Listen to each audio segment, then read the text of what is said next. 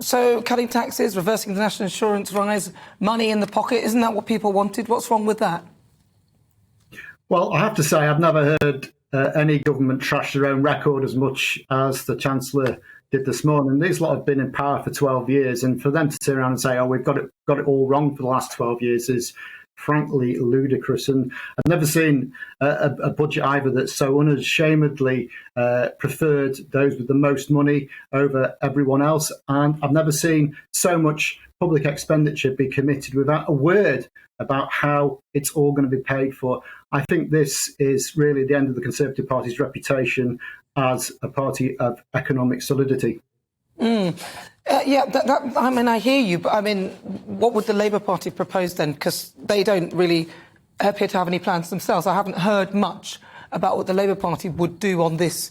I mean, OK, so, for example, would the Labour Party have left the national insurance rise as it was and scrapped any further rises? What would they have done with income tax? I mean, you know. Well, look, we always oppose the national insurance rise because it hits those who can least afford it. So you agree with their rise? Along with that. So you agree with that? We also have been arguing for almost a year now that the massive profits that the energy companies have been making need to be channeled into supporting those who are really struggling with their fuel bills. And the government have belatedly come along with that as well. The difference is we've actually explained how we're going to pay for it. This government haven't said a word on that. Well, they have windfall taxed once. I mean, so that has happened. And, I mean, the Conservative Party have been known to do that as well. It's been done a few times whilst they've been in power. So they've done it once. They might be being cautious about doing it too much because, obviously, it does have a negative impact. If you overtax people, it might deter investment. That would be their argument as well. Rachel Reeve pointed out that there was lower growth, lower investment and lower productivity during the last 12 years of Tory rule. But did Labour do much better? I mean, there was the financial crash, wasn't there, in 2007? Well, I think it's widely recognised that was a global banking failure, not anything to do with the UK government. And preceding that, we had, on average, 2 to 2.5% growth throughout the entirety of the Labour government. This is now what this government are saying is their big target. I mean, we managed it pretty comfortably when we were in power last time without all this drastic tax-cutting stuff that we're hearing today. So it can be done. It just needs a sensible government in charge.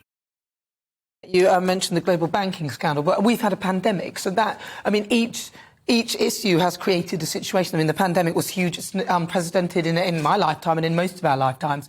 We haven't been through such a thing.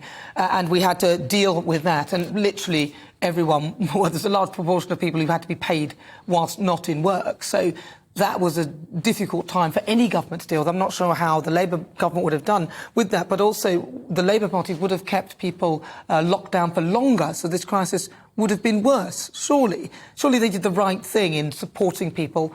Obviously, we're in a mess because of it, but surely they did the right thing. But there's no evidence for what you've just said that we would keep people locked down for longer. I'm afraid that's one of the myths that's been perpetuated by the Conservative Party. What I think we would have done is actually locked down sooner so we could have got out quicker and stopped the spread of the virus. That was clearly something we were saying on various occasions, actually following what the scientific advisors were recommending, but the government were ignoring.